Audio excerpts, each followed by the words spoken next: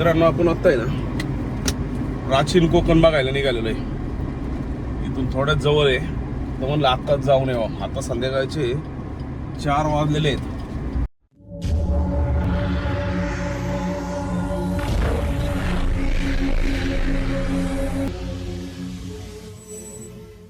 नाही मिळेल सांगता येत नाही.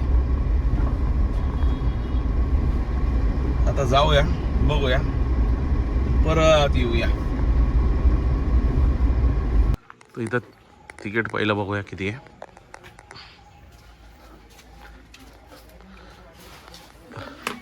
किती तिकीट आहे हो? एक तिकीट द्या ना. नमस्कार. Konkan tourism development and research सेंटरने प्राचीन कोकणी म्युझियम तयार केले. त्यामध्ये तुम्हाला 500 वर्षापूर्वीच्या कोकणी खेड्याची प्रतिकृती पाहायला मिळेल. त्याचबरोबर आयुर्वेदिक वनस्पती आहेत, नक्षत्र बाग आहे, जलदुर्ग प्रदर्शन आणि शंखांचं प्रदर्शन आहे. तिथे 165 प्रकारच्या शंखांचं कलेक्शन केलेलं आहे. प्रत्येकी तिकीट 50 रुपये आहे. मोबाईल किंवा कॅमेराने फोटो काढणार असाल तर एका मोबाईलसाठी परमिशन तिकीट 50 रुपये आहे. माहिती सांगण्यासाठी सोबत गाईड असतो. गाईड कंपल्सरी असतो, फ्री असतो. ग्रुप तयार करून एक गाईड दिला जातो. त्यासाठी थोडं थांबवतो. 10 मिनिटात गाईड तुम्हाला दिला जाईल. ओके. एक तिकीट ना? हो. तर मित्रांनो, इथं एंट्री आहे ना पर हेड 50 रुपये आणि कॅमेरा किंवा मोबाईल असेल तर त्याचे 50 रुपये वेगळे. तर चला जाऊया आतमध्ये. तर मित्रांनो, आपण निघालेलो आहे. हा पास दिलेला आहे यांनी आणि गाईड येतोय. जरा गाईड आलं की मग जाऊया आतमध्ये. हां. नमस्कार, मी अमिषा प्राचीन कोकणमध्ये आपले स्वागत करते. Konkan tourism development and research centre ही आमची संस्था आहे. या ठिकाणी पर्यटनातून रोजगार निर्मिती हा विषय घेऊन आम्ही इथे काम करत आहोत. विविध धार्मिक ग्रंथांचा अभ्यास करून आम्ही इथे नक्षत्रबाग तयार केली आहे. प्रत्येकाच्या जन्म नक्षत्रानुसार एक वृक्ष आराध्य वृक्ष म्हणून मानला जातो. त्यांची पूजा अर्चा केल्यास त्या व्यक्तीला धन, सौख्य, आरोग्य प्राप्त होते. बाहेर आम्ही बोर्ड लावला. एक्झिट करताना बोर्ड तुम्ही तो पाहू शकता. तर पिंपळाचं झाड आहे. हा पिंपळपर आहे. आम्ही कोकणी माणसे वड, पिंपळ यांना पवित्र मानतो. तसंच यांना दीर्घायुष्याची प्रतीकी मानलेली आहे. याला पिंपळपर म्हणतात कारण हा जो दगडी कट्टा बांधलेला आहे त्याला कोकणी भाषेमध्ये पार असे म्हणतात. हा पार सुमारे 400 वर्षापूर्वी बांधला गेला. जेव्हा हा बांधला गेला तेव्हा इथे पिंपळाचे रोप लावण्यात आले. म्हणजेच हा पिंपळ सुद्धा 400 वर्षापूर्वीचा जुना आहे.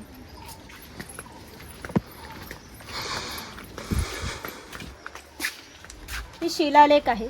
या शिलालेखावर लिहिलेली कविता कवी माधव याडे 100 वर्षापूर्वी लिहिली. चिपळूण येथे झालेल्या पहिल्या कोकण मराठी साहित्य संमेलनामध्ये या कवितेला कोकणची प्रातिनिधिक कविता म्हणून स्वीकारण्यात आली. यामध्ये नंदनवन शब्द आला आहे. नंदनवन या शब्दाचा अर्थ आहे की स्वर्गातील इंद्राची बाग ही जितकी सुंदर आहे तितकेच आपले कोकणही सुंदर आहे. एक सेकंद. मित्रांनो, तुम्हाला ही कविता इथं मी असं धरतो, तुम्ही नंतर स्टॉप करून झूम करून वाचू शकता. ही गुहा काळाचे प्रतीक आहे. गुहेच्या अलीकडे आहे वर्तमान काळ, तर गुहेच्या पलीकडे 500 वर्षापूर्वीचा भूतकाळ. इथून पुढे पाहणार आहात 500 वर्षापूर्वीची कोकणी माणसे कशी राहत, त्याची समाजरचना, ग्रामरचना, खाद्य संस्कृती, परंपरा इत्यादी कशा होत्या. गुहेतून येताना थोडंसं वाकून यायचं आहे.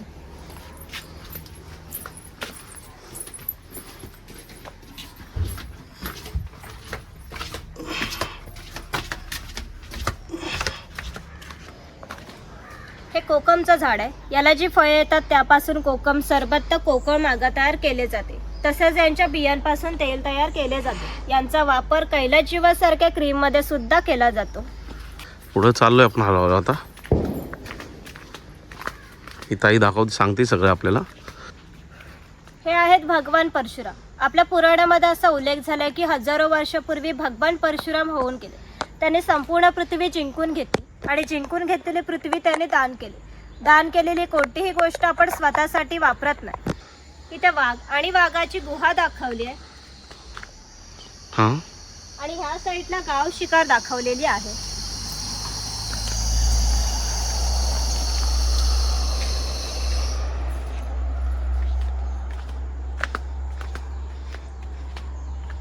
हे चिरफळाचं झाड आहे. चिरफळाची फळे ही जंतुनाशक असतात. शेतकरी यांचा उपयोग धान्य साठवण्यासाठी करतो. तसेच यांचा वापर गरम मसाल्यासारख्या पदार्थांमध्ये सुद्धा केला जातो. भरपूर मोठं झाड आहे. वाकून दाखवलं तरी दिसत नाही एवढं. माडीवाला. इथे माडीवाला दाखवला, ताडी माडी काढणारा. काल आपण माडी पिली, आठवलं का? हे ग्रामदेवतेचं मंदिर आहे. पूर्वी धार्मिक संस्था गाव नियंत्रित करत असत. गावातील गावकरी येथे एकत्र येत असत. गावातील जर 2 व्यक्तीची भांडणे झाली तर सगळं गाव इथे एकत्र येऊन गाव प्रमुख त्यांच्यासमोर न्यायदान करीत असे. तसेच गावातील सार्वजनिक कामे जशा पाखाड्या बांधणे, लाकडी साकव बांधणे ही कामे कोणी व कोठे करायची याविषयीचा निर्णय गावकरी येथे बसून घेत असे. आणखी एक महत्त्वाचं वैशिष्ट्य म्हणजे जगभर अशी प्रथा आहे की प्रत्येक जाती धर्माचे लोक हे आपापल्या देवाकडे जातात व देवाचं दर्शन घेतात. आपण कोकणी माणूस पण वर्षभर देवात जाऊन देवाचं दर्शन घेतो. पण जेव्हा आपल्याकडे शिमगा हा सण असतो तेव्हा हा देव या पालखीमध्ये बसवून प्रत्येकाच्या घरोघरी नेला जातो. म्हणजे कोकणी माणूस आणि देव यांचं नातं इतक्या जवळच आहे की त्यांचं एकमेकांकडे जाणे येणं असतं. या देवीचं नाव आहे वाघजाई. हे नाव आम्ही जाणीवपूर्वक ठेवलं आहे. असं म्हणतात की ज्या निसर्गामध्ये वाघ आहे तो निसर्ग समृद्ध असतो. 500 वर्षापूर्वीचा निसर्ग सुद्धा असा समृद्ध होता.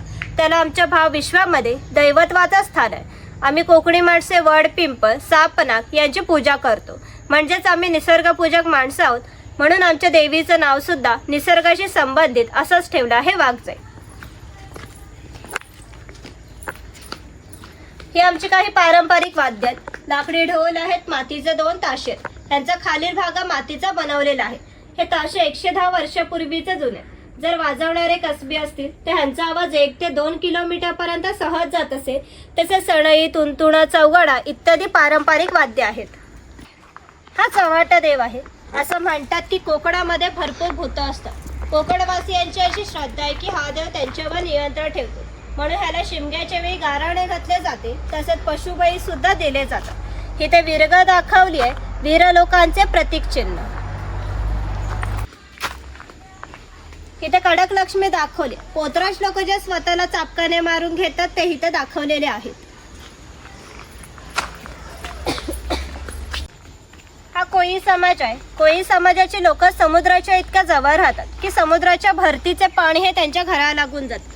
एवढी छोटी होडी घेऊन हे लोक 8 ते 10 तास खोल समुद्रामध्ये मासेमारी करतात. कधी कधी समुद्राच्या उसळणाऱ्या लाटा हे त्यांच्या होडीपेक्षाही मोठ्या असतात.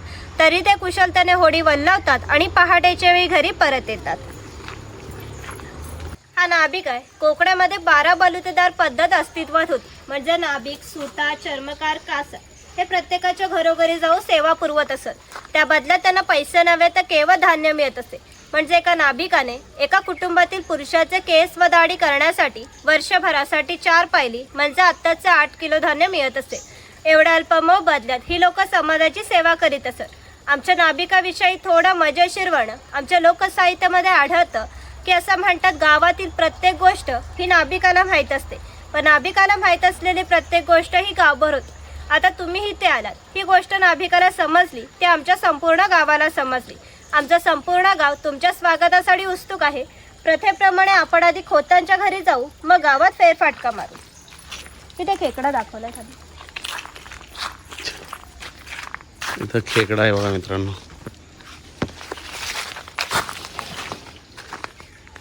ते काय केलं?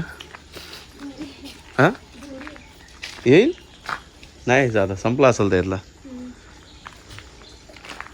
हे खोत आहे. राजाच्या गावातील थेट प्रतिनिधी म्हणजे खोत. धार्मिक आणि राजकीय बाबतीत पहिला मान खोतांचा असे. खोत गावचा प्रमुख असे. गावात न्यायदान करणे, महसूल गोळा करणे, कायदा आणि सुव्यवस्था सांभाळणे इत्यादी कामे ही खोताची असत. खोत लोक जमीनदार असत. सर्वसामान्यपणे सुखवस्तू असत. त्यांच्या बसण्याच्या लग्बीवरून ते किती ऐषारामी जीवन जगायचे याची तुम्हाला कल्पना आहे. ही खोताची बायको आहे. पूर्वी कोकणी स्त्रिया सुंदरी होत्या आणि शूरही होत्या, परंतु त्यांना स्वातंत्र्य नव्हते. माझ घराचा उंबारटा हीच त्यांच्यासाठी मर्यादा होती. ही खोताची 2 मुले दाखवली. ती आपला परंपरागत खेळ सोंगटा खेळतात. महाभारतामध्ये धर्मराज आणि दुर्योधन यांच्यामध्ये देव त्या नावाने खेळला गेला. हस्तिदंती फासे असतात किंवा शंखांच्या कवड्या असतात. त्या टाकून विशिष्ट प्रकारचे दान मागितले जाते व सोंगट्या पुढे मागे सरकवून हा खेळ खेळला जातो. खेळणारे जर कसबी असतील तर हाच खेळ 1 ते 2 रात्र सहज रंगत असे इतका हा मजेशीर खेळ आहे. घराची रचना पहा. खोत ज्या उंचवट्यावर बसले आहे तिला ओटी असे म्हणतात. मान्यवरांनी ओटीवर बसायचे.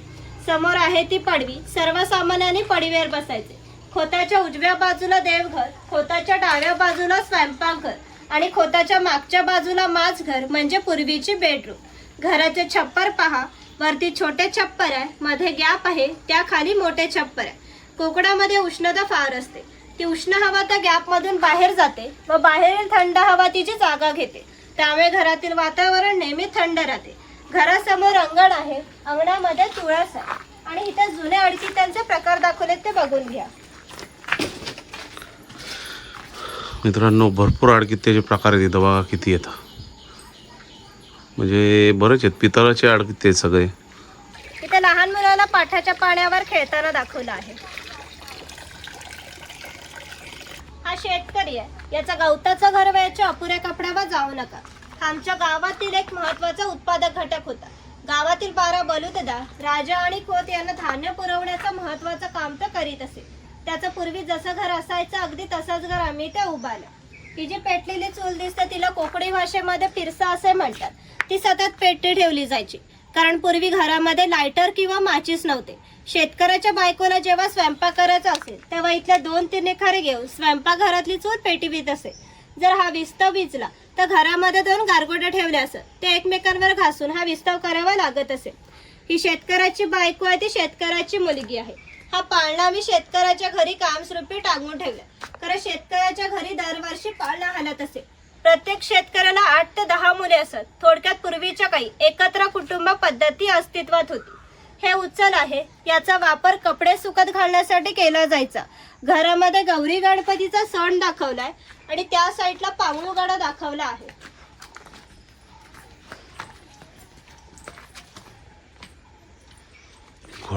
घोडा गाडी पण आहे का? हा कुंभार आहे. मातीशी संबंधित सर्व कामे हा कुंभार करीत असे.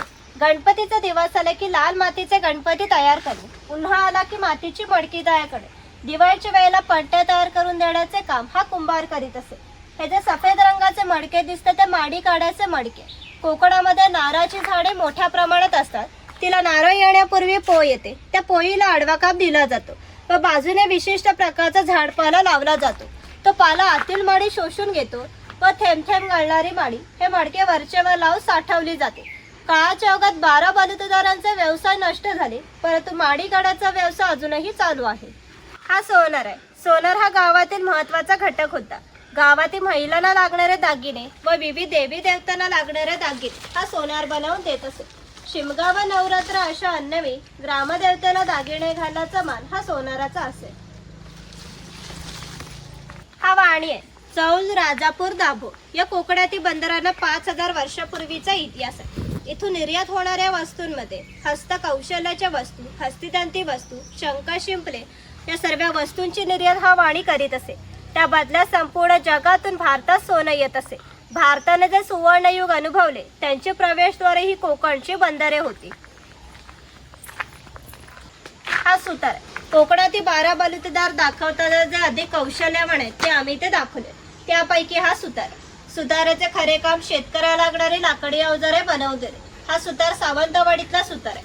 सावंतवाडीतील लोकांचे लाकडावरील कोरीव काम हे जगप्रसिद्ध आहे. यांच्या काही हस्तकौशल्याच्या वस्तू तुम्हाला आमच्या हस्तकला समन्वय केंद्रात पाहायला मिळते. इथे दरवेळी दाखवला अस्वलाचा खेळ करताना आणि इथे गारुडी दाखवला सापाचा खेळ करताना. हा लोहार आहे. ज्याप्रमाणे शेतकऱ्याला लागणारी लाकडी अवजारे बनवून देण्याचे काम सुतार करीत असे, त्याचप्रमाणे त्याला लोखंडी अवजारे बनवून देण्याचे काम हा लोहार करीत असे. उदाहरणार्थ कोयता, कुऱ्हाड, नांगराचे फळ इत्यादी. 500 वर्षापूर्वी कोकणाची राजकीय स्थिती अस्थिर होती. बरेचसे लोक हे सैन्यांमध्ये होते. त्यांना लागणारी लोखंडी ढाली आणि तलवारी बनवून देण्याचे काम हा लोहार करीत असे. त्याचे वैशिष्ट्य म्हणजे अजूनही कोकणातील खोत आणि मराठा यांच्याकडे काहीशे वर्षापूर्वीच्या तलवारी. त्यांना अजूनही गंजा आलेला नाही. दसऱ्याला त्यांची पूजा केली जाते. हा तेली आहे. आम्ही कोकणी माणसे आमच्या जेवणात खोबरेल तेलाचा वापर जास्त प्रमाणात करीत असू. शेतकरी आपल्या बागेतील खोबरे स्वतः तेलाकडे घेऊन जात असे. तेली त्यांच्या देखात तेल पाडून देत असे. हा तेलाचा घाणा याला खुंटा असे म्हणतात. यामध्ये सुके खोबरे घातले जाते. हे जे उभे लाकूड दिसते तिला कोकणी भाषेमध्ये लाट असे म्हणतात. या लाटेला हे आडवे लाकूड अशा तऱ्हेने बांधले जाते की जेणेकरून ही लाट उभी राहते. या ठिकाणी जोखडाला बैल बांधला जातो. या आडव्या लाकडावर दगड ठेवून तेली स्वतः यावर बसतो व हे सर्व वजन घेऊन बैल गोल फिरवला जातो. त्यामुळे आतील खोबरे रगडून त्याचे तेल निघते. आतील तेल भरून काढायचं असेल तर प्रथम जोखडाचा बै सोडायचा, जोखड बाजूला केली जाते.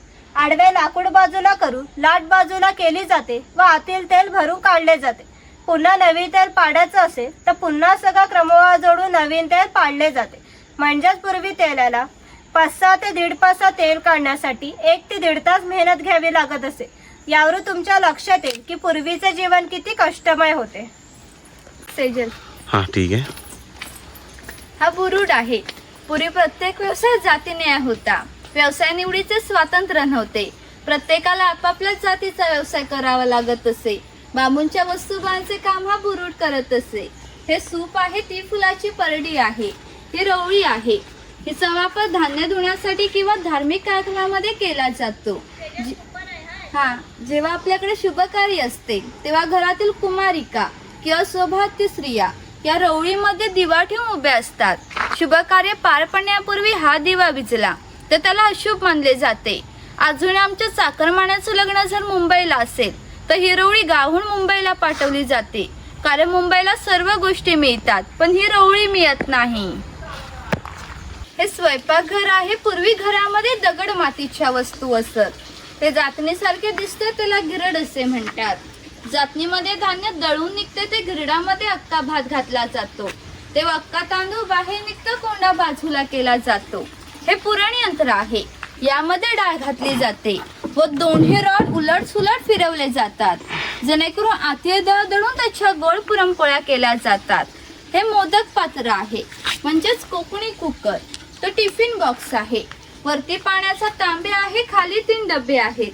बाजूला 2 चमचे आहेत, दोन्ही साईडला लॉक आहे. इथे वरती काही लाकडी चमच्यांचे प्रकार दाखवले आहेत. बत्त्या बघा मित्रांनो, समोर 10 वाला डबा पण भरपूर मोठा आहे. इकडे म्हावरे बाजार दाखवला आहे. म्हावरे बाजार म्हणजे माशांचं मार्केट. हा कासार आहे. मगाशी सांगितल्याप्रमाणे 12 बहुतेदार लोकांच्या घरोघरी जाऊन त्यांची सेवा करत. त्याचप्रमाणे हा कासार या मुलीच्या घरी आला आहे. हे त्या मुलीचे घर आहे. पूर्वी कोकणातील मुलींची लग्न वयाच्या 8व्या किंवा 10व्या वर्षी होत असत. तोपर्यंत हा कासार या मुलीला बांगड्या भरण्याचा कोणताही मोबदला घेत नसे. जेव्हा या मुलीचं लग्न होई तेव्हा या मुलीचे वडील या कासाराला एक छोटासा सोन्याचा दागिना भेट म्हणून देत असे.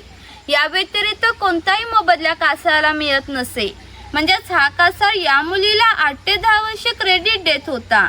म्हणजेच पूर्वीच्या काळी 12 बहुतेदार कोणतेही काम करताना नफ्या तोट्याचा विचार न करता आपले कर्तव्य म्हणून काम करत होते.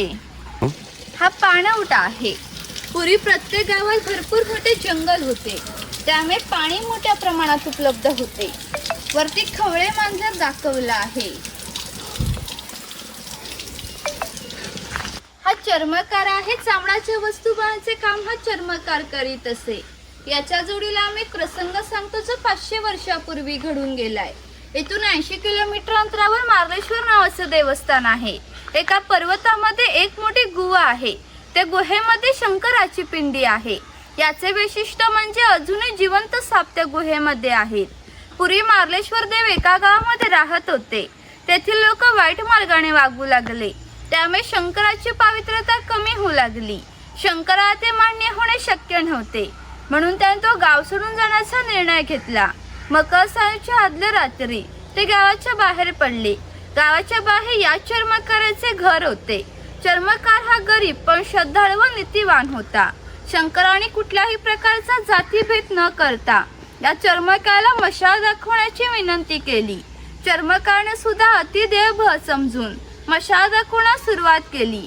आज ज्या ठिकाणी मार्लेश्वर देवस्थान आहे त्या ठिकाणी जाऊन शंकराने आपले खरू प्रकट केले. त्या चर्मकाराला दर्शन दिले व त्याला सांगितले यापुढे मी इथंच राहणार. जवळजवळ या गोष्टीला 500 वर्ष होऊन गेली, परंतु दरवर्षी मकर संक्रांतीला शंकराच्या मूळ गावून पालखी निघते.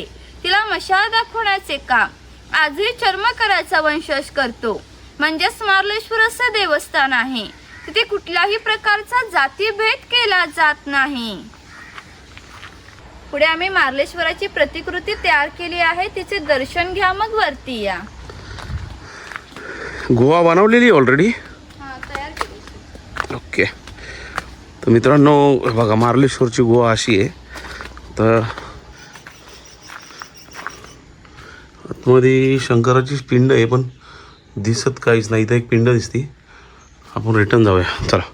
ते सांगायला थांबतील आपल्यासाठी. हा धनगर आहे. धनगर या मराठी शब्दाचा अर्थ ज्याच्याकडे भरपूर धन आहे. पूर्वी हा धनगर समाज इतका दुर्गम भागात राहत होता. तिथून त्याचा पहिला बस स्टॉप देखील 10 ते 12 किलोमीटर अंतरावर असे. पूर्वी गावात येत असत तेव्हा त्यांच्या पायात चामडाच्या वाणा, हातात घुंगराची काठी व खांद्या फाटकी घुंगडी या भेषभूषेत येत असत. असे असले तरी प्रत्येक धनगर 100 ते 125 गायी, 5 ते 25 म्हशींचा मालक असते. प्रत्येक गायी म्हशी किंमत 8 ते 10 हजारापर्यंत असते. या सर्वांची विक्री करायचे म्हटले तर त्याची किंमत काही लाखापर्यंत जाते. इतका धनसंपत्तीचा मालक हा धनगर होता. परंतु कोकणी लोकांचे राहणीमान साधे असल्यामुळे त्याचे राहणीमान साधे होते. पुढे बकरीची गोठी दाखवली आहे. जंगली स्वाबद्यापासून संरक्षण करण्यासाठी ती उंचावर बांधली आहे.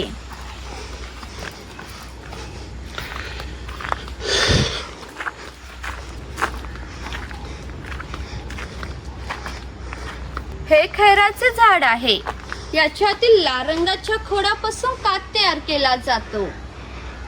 ही कातभट्टी आहे. हे खैराचे झाड तोडून याच्यातील भागांचे छोटे छोटे तुकडे केले जातात व पहिल्या 4 मडक्यामध्ये पाण्यामध्ये उकळले जातात. जो लाल रंगाचा पात तयार होतो तो 5व्या मडक्यामध्ये विशिष्ट तापणात तापून 6 सुकून त्याच्या वड्या पडल्या जातात. म्हणजेच कात होण्याच्या प्रक्रियेला 3 ते 4 महिने लागतात. इथूनच पुढे आमचं शॉप आहे. काय खरेदी करायचे करू शकता. इथूनच लास्ट पॉइंट शंकर प्रदर्शन आहे. मग तिथून खाली एक्झिट आहे. आपलं ना म्युझियम बघून झालेलं आहे प्राचीन कोकण.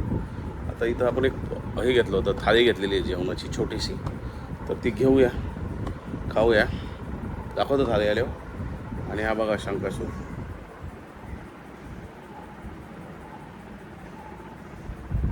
असं आहे भारी असतं कोकणात ह्याच्या वेळेस.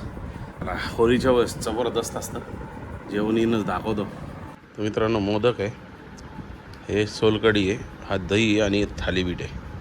तर खाऊया आणि मग पुढं जाऊया.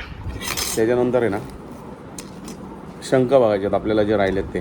तिथं गेलं की तिथून बाहेर जाणार डायरेक्ट एंडला. छान आहे एकदम, असं कुरकुरीत आहे, मस्त वाटतं खायला. हा मोदक आहे ना याच्या पिठाचा आहे. तांदूळाच्या पिठाचा आहे मोदक. मस्त आहे. ह्याची खायची मजाच वेगळी आहे पण मोदकची खरंच. म्हणजे आपण घरी बनवतो ना ह्याच्यात लय फरक आहे.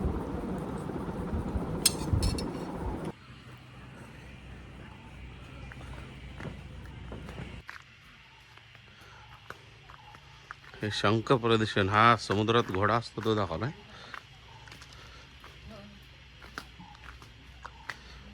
तो चप्पल काढूया.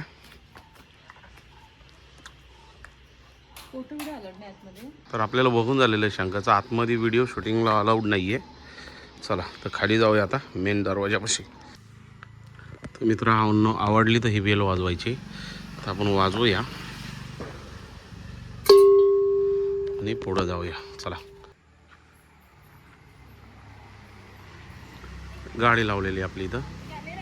गाडीत बसू आणि आता राहायला जागा शोधूया पहिली. तर मित्रांनो समोर गणपतीपुळेचं मेन गेट आहे. इथं गाडी लावलेली आपण आणि आज इथं झोपणार आहे. तर चला शुभरात्री. आता झोपूया आणि उद्या भेटूया. तर शुभरात्री मित्रांनो. इथं गाडी लावलेली आहे आणि याच्या पलीकडंच गणपतीपुळेचं मेन दरवाजा आहे. ही पार्किंग आहे अख्खी.